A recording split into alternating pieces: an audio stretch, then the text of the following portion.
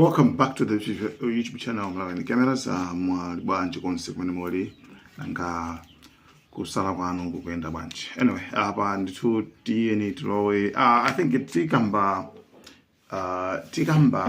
nkhani ya ku Mexico kusukuli bwino kumanso tikambaso nkhani kuza ndi ku Iran and tikambaso nkhani kuza ndi chi USS Gerald R. Ford.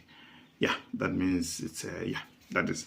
So guys, tiyambe nditi tingoyamba ya chidule imakamaka imene yangochitika ku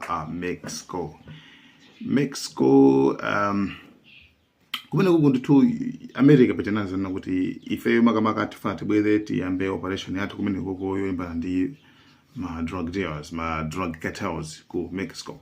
So Mexico is saying that I offered to send U.S. troops into Mexico to take care of the cartels. She wants to know, is that true? Do you think I'm going to answer that question? That's why I'm asking. We'll see. I will answer it. It's true.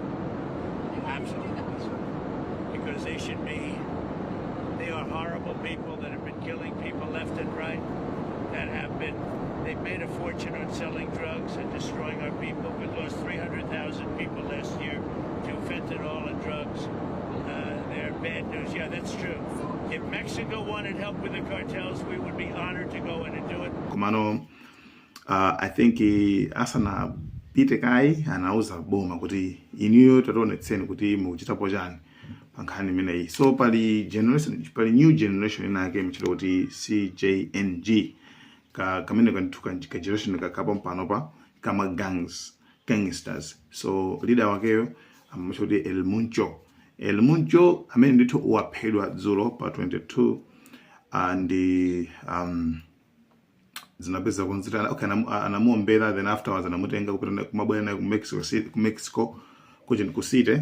So munjira manamwalira. So zapeza kuona kuti azinzaka mtu amene yoyo yeah magangs azinzake nda amene sopano ayambisa isokonezo akuyatsa Mexico ili pamoto pano pa kuyatsa yene yosa kupeza nzika za ku America za uzidwe zoti zikhale manyumba zatuluke ende kuli chipwirikiti ndithu choti chosaunzana chimene chili ku dziko la Mexico. So sikuli bwino kumene koko mwina ena maona ti ma videos chanchani nkhani yake ndimene ndithu kumene kundithu mmodzi amene yuyu El Mucho amene ndithu waphedwa ndi mu operation imene boma limachita pofuna panga crackdown ma drug cartels amene wakuti amene ali ngati amatumiza ma drugs ku America kunde anyway umuntu meza khali ande akumasa even ma filling station kuyatsa kuta.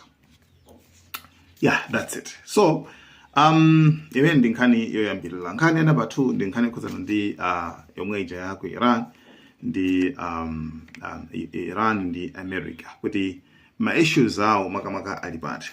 If makamaka we just watching closely tukuona ndithu zimene zikuchitika kuondikira kuti chingachitika chani komano yayi mastima dakali konkuja mastima dakali konkuja pamene ndithu tiliso ndi breaking news kuti chi stima chimodzi cha USS Gerald R. Ford chapeza kuti chikukumana ndi mavuto pachizungu amachicha kuti sewage crisis. So ena mupanga cheki pa internet kuti sewage crisis makamaka US mupa for confirmation pofuna kutsimikiza mupanga cheki ikuuzani bwino mupanga cheki apa Google, it's fine. Nde mavuto amene akuchitika mu chimene chichi ndiona kuti okay, sewage crisis ndi chani. Tena kuti zimbudzi za minimum sizugwira ntchito zikuvutika kwambiri. Zimbudzi za minimum sizugwira ntchito chili ndi like akuti chili ndi ma 40 chili ndi mavuto okukhuzana ndi mapaipi azimbudzi nde kuflashika sizikuflashika chani nde ngati mutu tinene pano kuti mmene mucharuso kuti mangokhala kuti chimengu chona chichayi koma pano pa mudzi anthu anali mmene mucha muli anthu 4,500 people. 4,000, 4.5, like 4.5. Osati kuti like kuti koma ndi 4,500 people ali mene mujamo ali muchi USS Gerald R. Ford chimene chapita ku Iran kuti chikamenya nkhondo. Akuti chinthu chimenechi mavuto amene wakuti akuoneka zoti akuyamba 2023 ali muli mavuto kwambiri. Imagine kuti chakhachi chini mavuto like kuonongeka kokha like my breakdown like 204 times my breakdown akoko amene 204 times chikuvuti kwambiri koma mimi nakuti mu 4 days. I don't know what how is that, that's how ndiminalembera mu 4 days kuonongeka 204 times kuimbira kunja external help kuti guys ka mu 2025 moka awuripo kana ka 32 times guys sizili hey makuti akuti chikungo block kwambiri. So akuti kuti ajibange aji tena kuti yani kuti ajibange empty, right? Ngasenda kuti fancy kungora I don't know ikungo point amena mocha. I don't know if the language is okay. Fancy kungozithandiza muri ndekuti ajibange kuti aji chinthu choti si chinthu chawamba chinthucho chomakhala ndi 4,500 sinzoti mnu muli yiri yose muri zipatala bene muli zinthu mine mumo ndi mmalowa zinthu zingati and 4,500 amene amakhala mene mu. So kupeza kuona kuti sizogwira ade akafuna chipanga empty chimatenga $400,000 $400,000 komanso zimene zimachitika ku port basi kudoko chikafika kudoko pene amachipanga empty akuti chili ndi mavuto a makamaka mapaipi sanayikidwe bwino ndakuti zimavuta kwambiri kuti aflashe zimavuta kwambiri ndiye panopa kuti sizili bwino ndiye chikuma ndi mavuto ngatiwo amene awa komwe kumene chiliko sewage crisis imene akumachoti sewage crisis. Okay, imeneyo mwaimva mwinaso mwaimvaso ina mwaimva kaleso nkhani imene kuchitika kumene kuku za chimene chichi. Number 2 tendro kuti next meeting ilitiro pakati pa Iran komanso USA. Next meeting ili pa Thursday lachinayi limene kubwera kumene ndithu kumeneku akakambira naso zina ndi zina. Komano pali nkhani pa Steve Witkoff amene amatumidwa ndi Trump ngati envoy kupita ku Asia. Amene yu akuti anakambira Trump arana amfusa koma amamfusa mwa curious like mufuna kudziwa mufuna kufufuza kama moti curious uli munthu uli very curious like uli ndi chidwi kwambiri chidwi kufuna kuonetsetsa